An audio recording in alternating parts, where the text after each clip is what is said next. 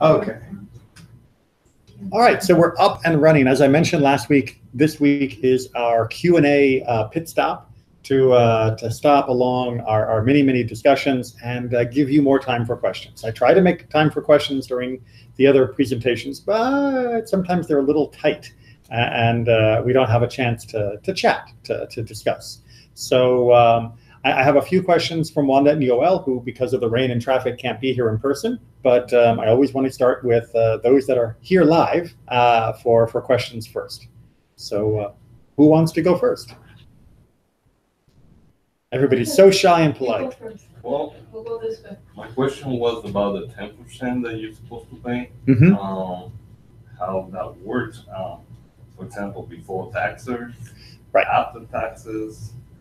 How's that?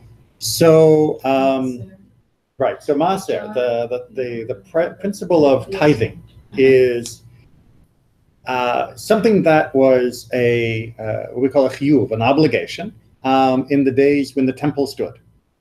Now, there isn't a 10% obligation, but there is still the obligation for tzedakah. So we have two questions, really. One is, if we lived in the days of the temple, then how would we do our tithing? And, God willing, there'll be those days again, and maybe we'll get to use it, as practical knowledge. And then there is, how do we decide how much to give as tzedakah nowadays? So both of those are very good questions. So the theoretical is the 10% comes out of what you have produced for that year. So the standard model, of course, was a farmer. So if you are out and you are raising wheat and you raise 100 pounds of wheat, then 10 pounds is going to be given as a tithe. It was very straightforward and very simple. And it didn't matter where the taxes were and all of that. You 10% of what you had produced. And so in modern times, that would be 10% off the top.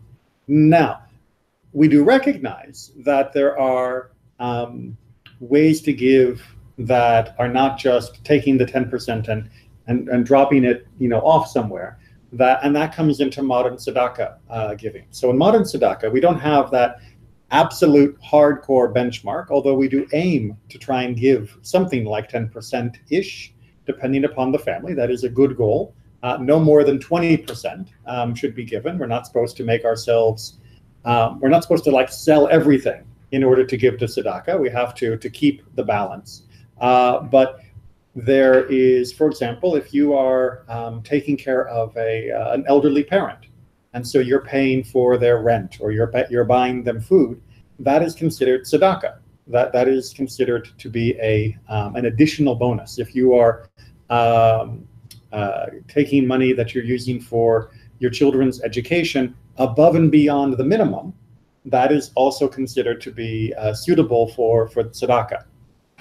Synagogue dues is considered tzedakah for supporting the community and the congregation.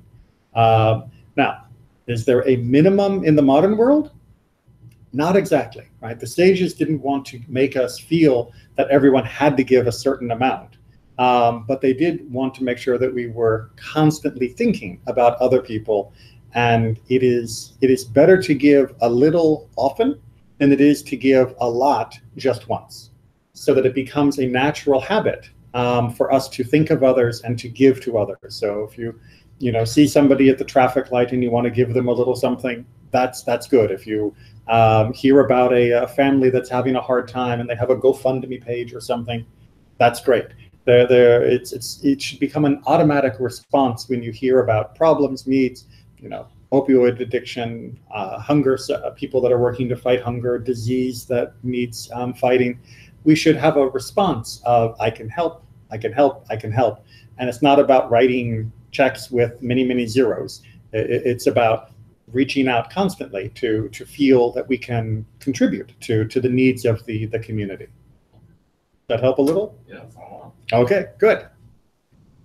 Other questions? Either follow-up or onward. Yeah, I'm trying to think if I could add to that one. Well, if you have one in the meantime, you can always circle back and do a bonus. Right, okay, so what is Judaism's view on the correction of the world? On the creation of the world? No, the correction of the world. As in Tikkun Olam. Tikkun Olam. So Tikkun Olam is a great phrase because Tikkun Olam has a long history of having different meanings at different points in Jewish history. Languages are constantly moving, and some words stay the same forever. Adonai, we're not changing that. It never has changed. It's always meant, always will mean. The word melech, a king, has always meant the same thing. But if you talk to your average person today and you ask them to imagine a king, what they imagine is very different than what somebody 2,000 years ago imagined when they thought of a king. So even though the meaning is the same, the feeling can be very different. Tikkun Olam has three main parts of its history. It is first used in the days of the Mishnah and the Talmud, where the rabbis recognized a problem in the community. One of the most famous examples is the problem of women being divorced by their husband in ways that made the woman automatically poor and unable to feed herself. And the rabbi said, this is a problem. It wasn't against halacha. It was against compassion. It was against good character, what we call midot. But it wasn't prohibited by the Torah itself. Right? If the man said, you know what, I don't like her today, you're divorced, and sends her off, gives her a get and all of that, and she doesn't have a father to go back to, or maybe her brother, doesn't welcome her back to the house, she is now desperate. If she's lucky, maybe she can find someone else to marry, but otherwise, where's she going to go? Only if the community can help her will she survive. And the rabbi said, you know what, we need to fix this. We need to correct this. It's not that the Torah was wrong. It's not that the world is wrong. It was that society was leaving a gap in how it behaved. And so what they created was what we call the ketubah, the wedding contract, which we talked about when we did the wedding section. And the rabbi said, this is tikkun olam. This is fixing, this is correcting a gap in the way our world is working. And this way, when a woman is getting married, she is getting a promissory note, like a debt from her husband that says, if he divorces you, he has to pay you this much money. That way, A, he'll think about it before he divorces her, and B, if he still wants to divorce her, she gets money to keep living. And remember, the ketubah, especially in the old world, wasn't just about divorce, it was also about if he died. Because normally a woman doesn't inherit from her husband. And so if he died and she had nowhere to go, and maybe the kids were not so nice, or maybe they didn't have any kids, or the kids were from a different wife, then his property would go to someone else and she could be left out. And so the ketubah also said she gets to have a package of money in order to support her if he happens to die. And this was a good fix for their world. And in fact, the rabbi said, without a ketubah, I don't know why women would get married. It's too dangerous. Because you leave your father's house, you leave the support of your family, and you go off and live with this guy, and tomorrow he could get rid of you. And if you're in like a new country because you moved with him, what are you going to do? And the ketubah told you what you could do. You're going to be supported if something goes wrong. And it was a tikkun olam. Fast forward for a very long time, we come to the Middle Ages and the beginning of Kabbalah. And Kabbalah takes the concept of tikkun olam and it turns it into a more spiritual view of the world. And it doesn't say that we're fixing the societal issues, the bumps and the gaps in how we as a community work.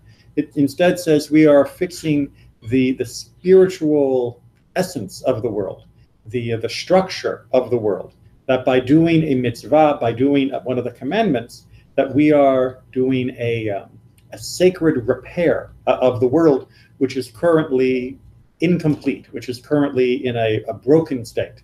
And so the new phrase, tikkun olam, in Kabbalistic methodology says it isn't just about making sure women are looked after or fixing other problems. It's about actual fighting for the universe to be made perfect and good on a cosmic level, on a spiritual level.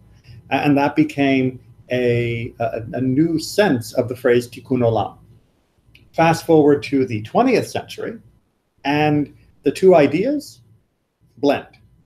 And you end up in the modern 20th century with many people using the phrase Tikkun Olam to mean doing what is right to make the world right.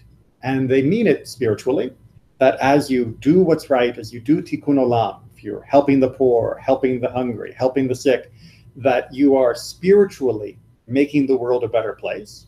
But the target is specifically social justice and the problems in society. So they take that spirituality of Kabbalah and they take the focus on the needs of the community and they stick them together into what most people mean now when they say Tikkun Olam in the 21st century. So what does Judaism mean by Tikkun Olam? Depends on what setting. If you're reading Talmud, it means fixing a particular problem in the community. If you're reading Kabbalah or thinking spiritually, it is doing any mitzvah in the proper way, is able to release the light and the energy in this world in a way that brings it into wholeness and closer to God. And if you're talking about doing social action projects, then it's this blend of those two ideas. Don't you think that the spiritual aspect of it is really the root of it, and that really has to kind of like be the target of our correction in order for it to manifest in this world a different way? No. Not the other way around? So I would say, no, I don't believe that that's essential. I think it's fine to look at it that way. And indeed, the Kabbalists do. But I don't think that that is the only way to read the classical Jewish position, the position of the Mishnah and the Talmud and the Midrashim. They certainly didn't see giving a ketubah as being a spiritual enterprise or as being fixing the flaws in the world that were there from creation, because they didn't believe that the world was broken from creation. That was a Kabbalistic new idea in the Middle Ages. The rabbis believed the world was fine. The world was perfect. Even on a spiritual level, it was only us that was messed up. And Tikkun Olam meant fixing us, and fixing us by fixing our behavior, by fixing our society so our behavior could be better, and we wouldn't have any temptations to take advantage of another person or to hurt someone else, even if it was technically legal. So that was the original idea of Tikkun Olam, was of fixing us and fixing our community. And indeed, if you look at Torah, there are two different ways to look at the Torah, which this represents. There is the way of looking at the Torah, which is God gave us the Torah so that we would be able to improve ourselves and improve the world in which we lived so we could improve ourselves even better. But there's a feedback loop. It's sort of, if you have the person and you have the world, the person makes the world better. That's supposed to be a plus. And then the world becomes a better place for the person to live. And so it's easier for the person to be better. And then the world becomes better. And then it's easier for the person to be better. And so the world, and it creates the cycle. Exactly, right? So if I am nice to you and you are nice to her and you're nice to her, then all of us find it easier to be nicer tomorrow.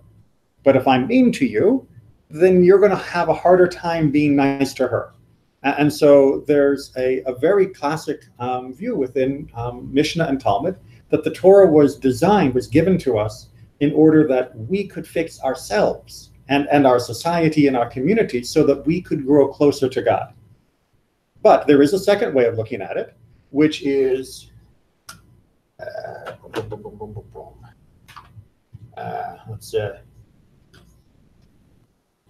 that's my universe symbol, right? That's the whole universe, right? But really on a sort of galaxy, cosmic, beyond just the stars, but also the mystical level of existence.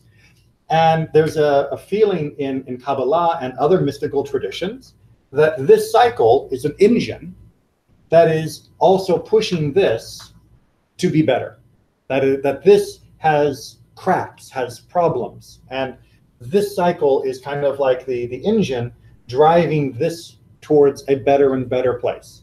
Now, these models are very compatible. They're not, as you can see, like against each other.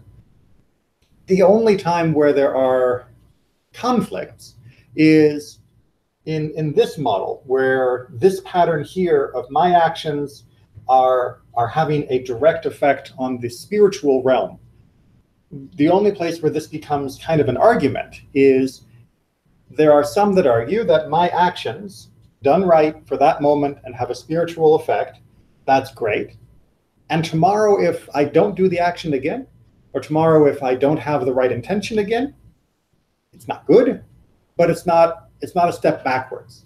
It's like adding a little beam to the scale. And every piece you add, every mitzvah you do, you're making this better. That there is only growth, only progress. Whereas if you take this part out and you have this model, then we have a constant balance that we're fighting. Because every time you do something right, you're tipping yourself and tipping the world in the right direction. And every time you do something wrong or miss an opportunity, you're tipping the world back the other way. And so it's a constant struggle to go. And on any given day, the balance is going to be changing. So this full model, the balance is always going in the right direction. Every single time. You put on a talit, you do it the right way, one more point. Right? You eat something kosher today rather than not kosher, one more point. Whereas this, it's all about how much more perfect are you becoming, and how much more perfect does the society and the world become then. And that is always going to be a dance back and forth, sometimes forward, sometimes back, unfortunately. Complicated. No, I don't feel it complicated, but it just feels like things are a little backwards because in the timeline of Judaism, all right, it just feels like Judaism seems to have come like after the temple situations. Well, like all these things were put in place. But the Torah was given, as we're about to celebrate for Shavuot, long before there was a temple. Right, but I'm talking the religion. Like the Torah was given, but it wasn't considered Judaism at that time. Well, it didn't have the name Judaism, right? Because the names for religions came much later. Right, it's just like the Greeks didn't have a name for their religion either. Right, and the Christians and all that stuff. Exactly. So it just feels though, just looking at the timeline, yes, the Torah was given, right? But religions came after, and we're talking Judaism, but the belief Christianity and the practices, those came with the Torah. The talit and all that stuff came with the Torah. Absolutely. I mean, it says in the book of Numbers, that we're wearing fringes on our garments. It says in the books of Exodus, that we're wrapping them around our arm. Actually, that's Deuteronomy. Sorry. For tefillin. So those things are mentioned in the Torah. Eating kosher is mentioned. Keeping Shabbos is mentioned. Giving the tithe and tzedakah is mentioned. All of those things are mentioned in the Torah. As is the belief that God is our God. God is the creator of the universe. God wants us to be holy. God wants us to live through the commandments and become a better people, a better community. All of that is described in the Torah from the beginning. Didn't they come? Okay, so before they were given the Torah, right? There was still a group of people. Okay, yes. This is what I'm talking about. The children of Abraham, yes. Right. Okay, so Abraham, who was an astrologer, okay, and then he felt beyond that and made the connection. Okay, so, thank God. Right. So yes, because he was the one who really started it all. Right. Okay, so that group though didn't have the structured. Correct. Okay, the structure yet, because the Torah wasn't given until after that. So this, whatever they had, whatever he developed, because whatever he developed with them was an understanding of the universe. It was, it was his understanding, it was his connection with the universe. Right. Then his son, etc., his wife. Okay, then the people that came with them because of the Babylonians during that period of time. Which Babylon? I mean, the people from Ur and from it wasn't really Babylon yet. But it wasn't right. But it wasn't the country Babylon. It was the territory of Babylon. Right. Okay. So during that period of time when he, the idols and etc. Okay. So right. he took that. So those group of people who said, yes, this is a good idea, and all of that. So they followed him. And they're the ones who went through Canaan and et cetera, et cetera, et cetera. And down to ended Egypt. Up in Egypt. Yes. Okay, so that was before the Torah. Correct. There was an understanding of a higher power. Yes. And of the universe. Yes. And of all this collective, energy and force. That was already an understanding before it was organized. Correct. Through the Torah. Okay. So that's what I'm saying. It felt like that other. We'll say, you can call it Kabbalah, but I'm just talking about the essence. Right. That came first. That was already kind of within them. And then they came to Egypt. They went through whatever they had to go through. They exiled out of Egypt. And then they were going to form a people known as Israel. Okay. For that, they needed a structure. And then the Torah was given to them. Okay, so a lot of really good points, and many of which are connected to very big arguments that have been going on for 2,000 plus years. So that's why I can't just say Judaism says, because there are many different voices in Judaism that argue about exactly this point. So let me give you a version, the version that I believe is true, but absolutely there is room for disagreement on this point. So a version, as I understand the teaching of the Chachamim, the sages of the Mishnah and the Talmud, and of many of the later sages as well, in particular Rambam, is the idea that, yes, Abraham was a spiritual genius. He was somebody that didn't need help to reach the spiritual understanding of the whole universe and connect to God. But most of the people who were with him were not so gifted. Right? They were not geniuses. Most of the people who were with him, the other people that had connected to him, they struggled and they needed help. And so there were some rules of how they lived and how they behaved, but it wasn't a complete set of explanations and of actions that would guide your average person to be able to reach Abraham's spiritual understanding. And that's why Ishmael doesn't follow. That's why Esau doesn't follow. It's why there's so much trouble for us when we're in Egypt. We're still not getting it because we don't have that structure. And then the Torah is given. Now, why was the Torah given? It wasn't just to make us into a nation.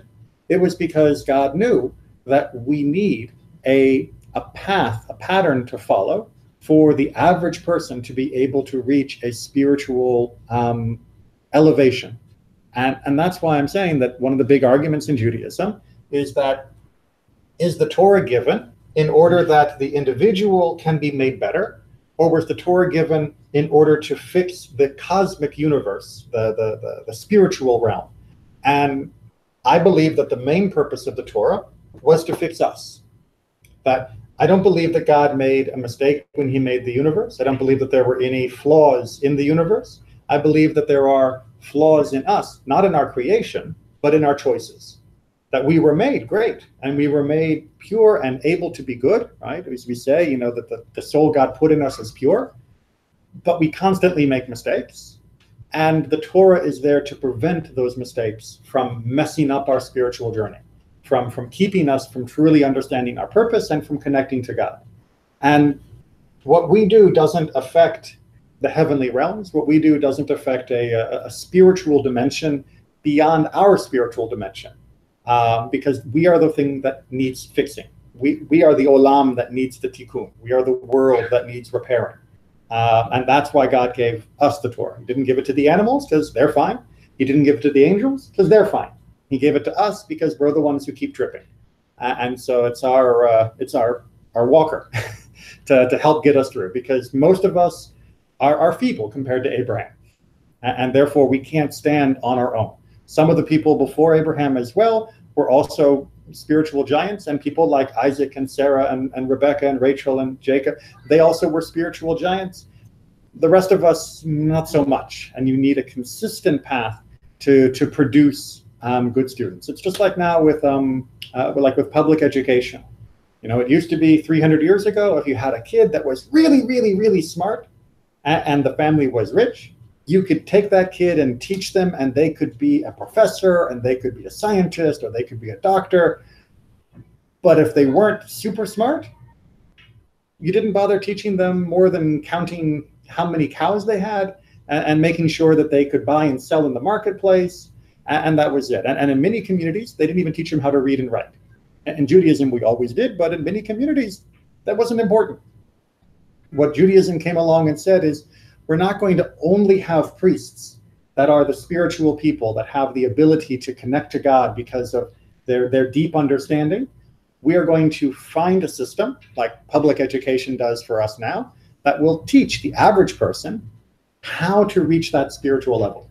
You're still going to have giants and not so giants, but all of us are going to be standing much higher because of this tool that God gave us of the Torah.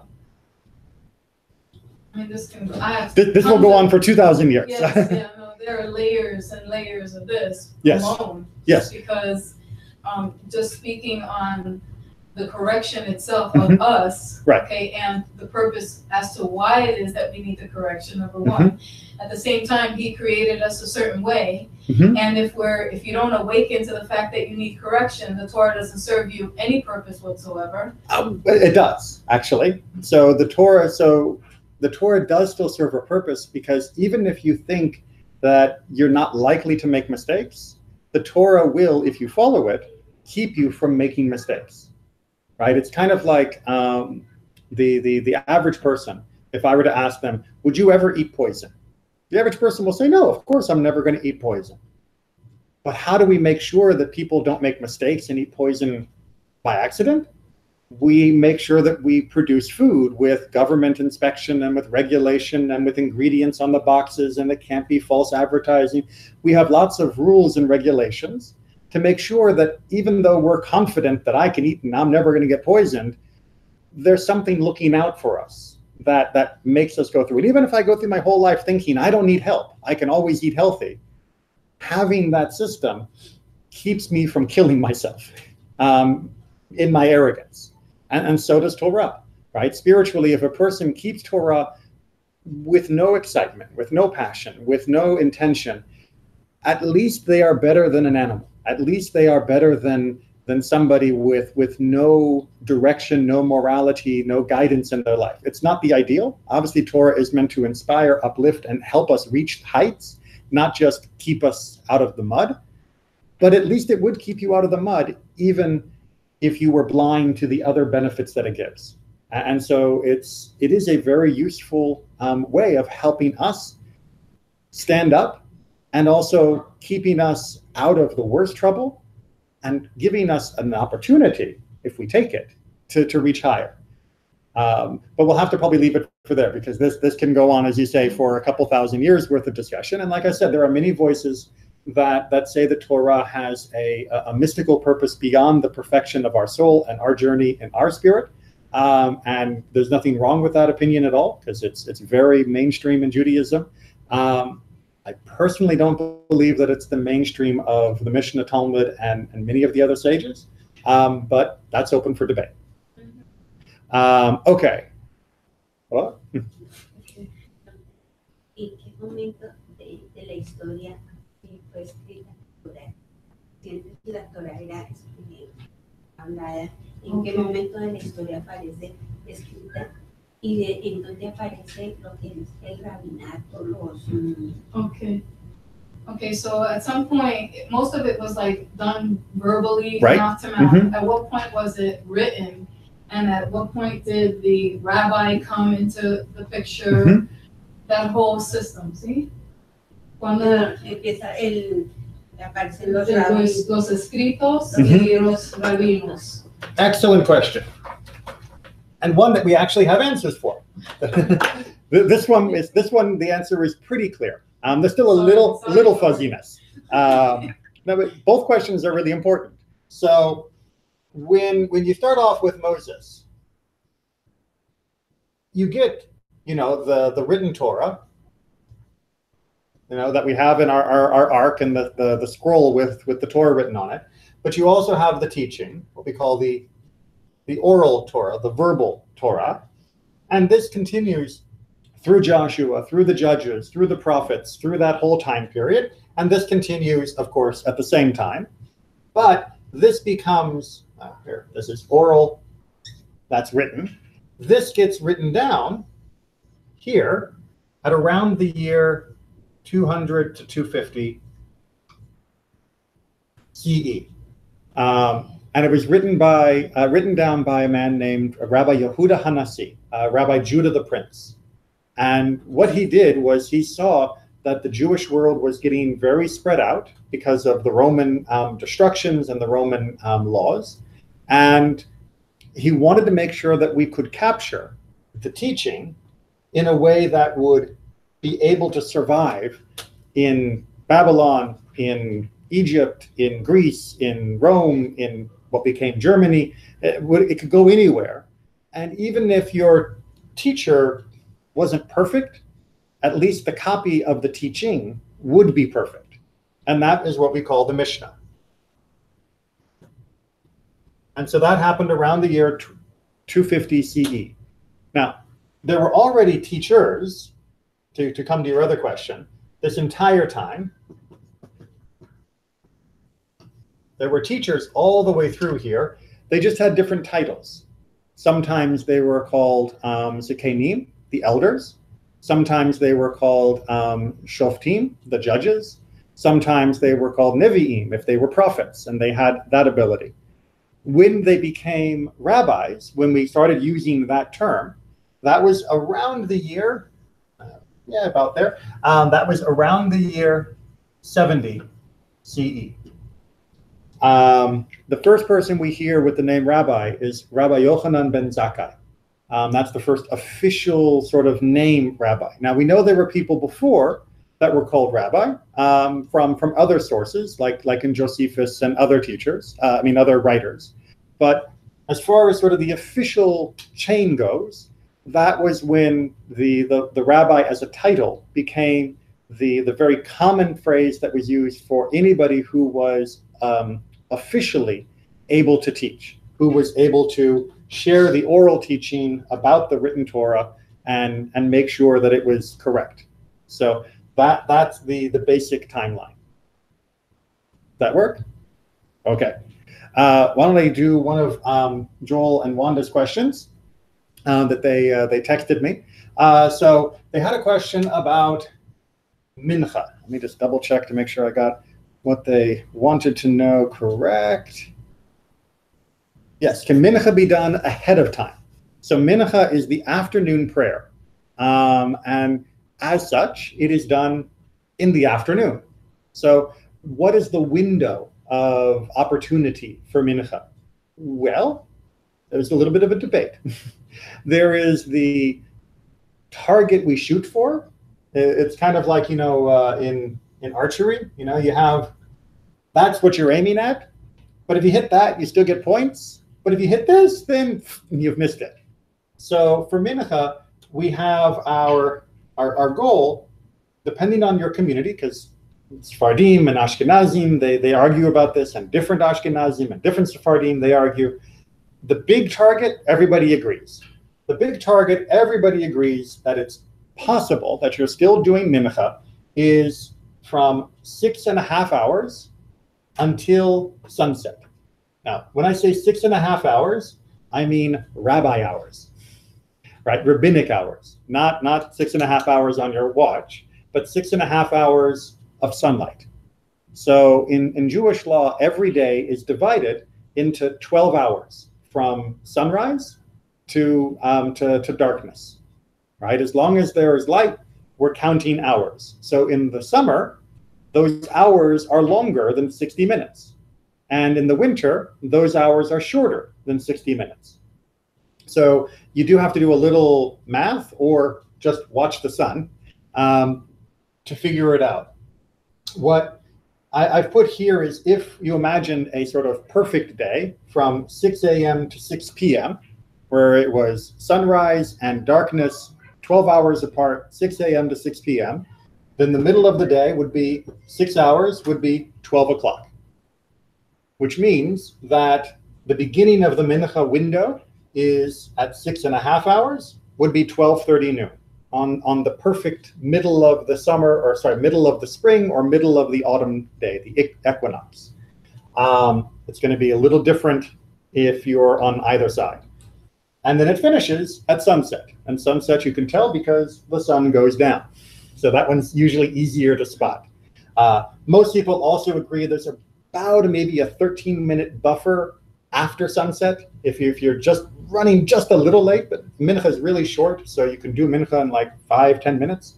So if necessary, it is there, but everybody agrees this is the big target from 6.5 hours until sunset. Most authorities agree, however, that the best way to do mincha is a little bit later, from 9.5 hours. Now, 9.5 hours of sunlight would be, on my perfect day, 3:30 in the afternoon. So if you have to do it between 12:30 and 3:30, that's okay. Everybody agrees that it's official, it's still good. It's nicer to wait. Now, if you can get a minyan earlier, take the minyan and don't be sorry. If you can't, then just wait for the 3:30 if you can. If you need to do it earlier for work, if you need to do it earlier because this is when you're going to be traveling later and you'll miss the chance, then you do it earlier. So 12:30 to sunset, but 3:30 to sunset's better. And then there are some that also argue that what's called plag mincha, which is 10:45, 10 hours and 45 minutes in, which is about 4:45, that between 4:45 and our sunset is the even better time to do it, if you can. But everyone agrees the full window from 12:30 all the way up until sunset is all a good window for doing mincha. And as I said, since mincha is 5-10 minutes long, depending upon how much you've practiced your prayers, it's not hard to find 5 or 10 minutes inside that 5-hour window. Again, depending upon the time of year. All right, so I know you didn't ask that question, so I'm asking if it's that okay, but it somewhat hopefully makes sense. There was 2 other questions they also asked, which are much shorter and easier to answer, so let me just pop them out.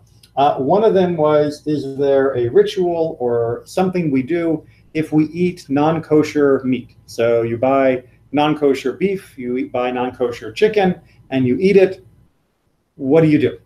And the answer is don't, because it's not kosher. But if it happens, there are a number of things to do. One, depending upon your pots, your pans, your forks, your knives, and all those things, they will have to be rekoshered if they can be. And that, as we've talked about in our kosher class a long time ago, depends on the material of the knives, the forks, the pots, the pans, the plates.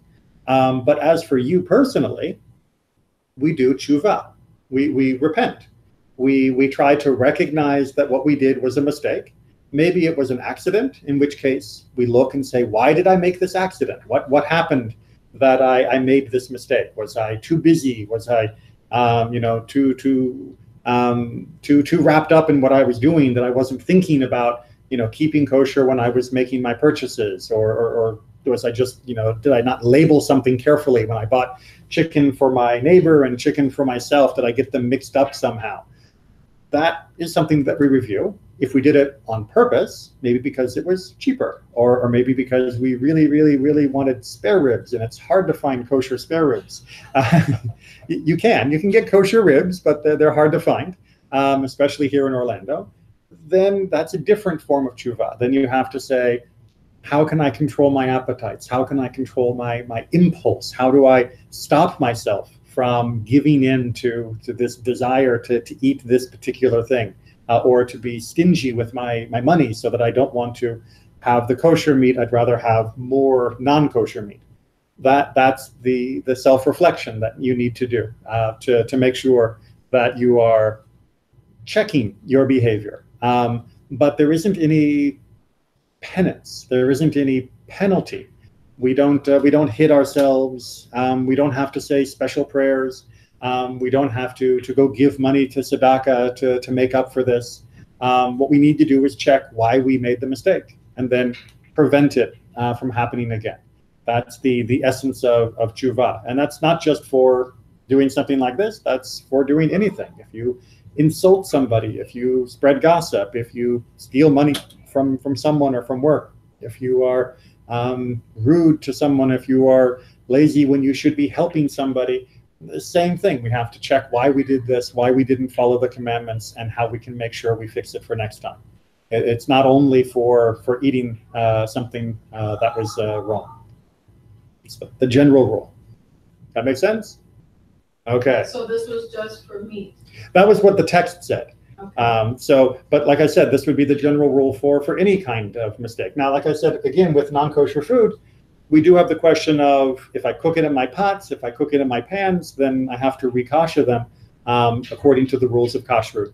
But if I just went into a restaurant and I went to McDonald's and had a Big Mac or something, I don't have to worry about my kitchen, but I do have to worry about my feeling, my intention of why I did what I did. Let me see if that was them adding to the question, because I know they're watching. By eating, okay, so a follow-up question, Rabbi, by eating kosher, do we correct what exactly do we correct? He used to be an English teacher, the body or the soul, and how?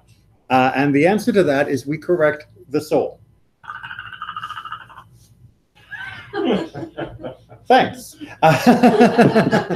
So the answer is that we correct the soul. So it's not surprising that eating kosher food is good for the body. I mean, of course, God would tell us to eat something that's good for our body too, because our body is important. But the main purpose of keeping kosher is to train our spirit, to train our desires, our passions, and to help elevate our soul by making these choices and by following the commandments and by being what we call mindful, aware of everything we're doing as it's connected to God.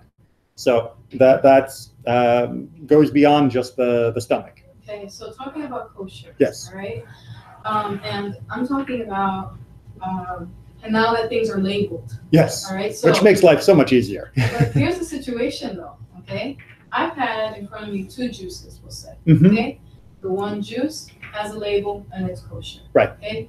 The other juice is an organic drink. Mm-hmm. It's an organic juice. Okay. The one that has the kosher label is all chemicals. Right. All right. The one that's organic is Mm-hmm. all natural. Right. I got to tell you, Rabbi, for the sake of my kids, Mm-hmm. I picked the natural one. So because the kosher one is full of chemicals. What I would add to that is if you're dealing with a product where the ingredients are clearly and obviously kosher ingredients, then we're not dealing with a problem here. So you're at someone squeezes orange juice for you. You don't need to have somebody come by and put a stamp on the orange juice. It came from the oranges, I know it's fine. Now, if you find organic juices, you have to make sure, because the word organic can be a little misleading, that there aren't any dyes that were added or flavors that were added from organic sources. But those organic sources can be bugs, those can be, blood and things like that. And so we do need to do a little more research. But yes, because I've been in the situation in the synagogue where all the food was kosher, but the kids are eating the candy like crazy. And I'm like, I don't even want to be here because it's all kosher food. Right. It's terrible for you. Well, I would like to differ, just to say that a little candy. A little candy. And that's why we give a little candy. And and I like to say that if you have a little candy or if you have a little cake on Shabbos, or for a holiday, that's great. The idea is you have it on Shabbos, and it makes Shabbos a little sweeter. It makes the holiday a little nicer. You don't want to have it Monday, Tuesday, Wednesday, Thursday, Friday, and you don't want to eat a pile. It should just be a little sweetness. The best sweetness should come from the holiday, being together, and all the things that Judaism offers that don't go into our mouth. I was just talking about the hechsher on some of the products. Mm-hmm. Product isn't necessarily good for your health. No, and that's very true, right? You can put a hechsher on food that will block your arteries and will give you an ulcer and cause all sorts of other problems. Absolutely. The hechsher just means nothing that was forbidden was put in. It doesn't mean it's a recommendation to eat it. Right? Just like if you go to someone's house and they keep kosher, that doesn't mean they're a good cook. Right? They could burn the food. They could, serve, terrible vegetables. It's kosher. It's just not tasty. And the same thing, it can be kosher and not healthy. That's why we have to do another layer of thinking whenever we're choosing what to put on our plate. But it's getting us to think in the first place that kosher is so important for. As most people are just, they'll eat what's in front of them. And kashrut at least tells you, wait, think about it. And now that we're thinking about it, we can think about other things too. In addition to the kashrut, we can think about the health. We can think about how were the people who made this treated. Was this fair trade? Was this exploiting immigrant workers? Then we're adding a lot of other thought to how we're filling our stomach. And kashrut becomes even more powerful, because it puts that little pause that gives us time to think. They had one other question, which was from the 46th day of the counting of the Omer until the day of Shavuot, are we allowed to be intimate? Now, where does this come from? The idea. By the way, I can give the quick answer. The quick answer for those listening is there is no limit on intimacy for this time. Why might you think there was a limit?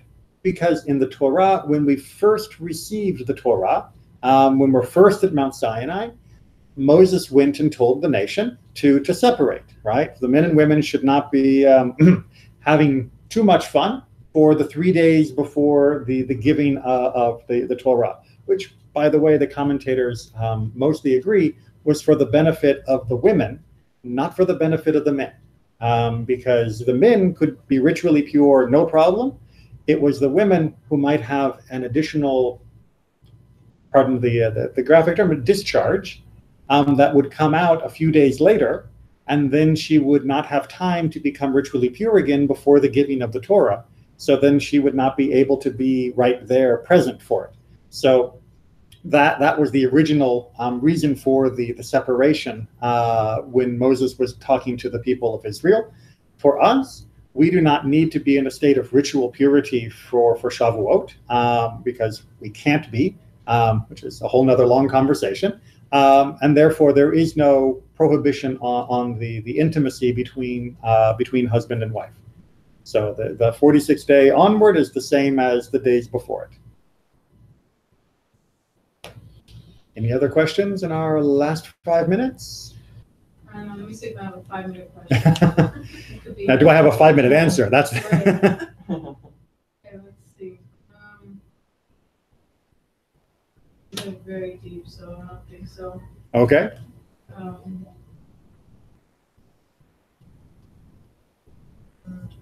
Oops.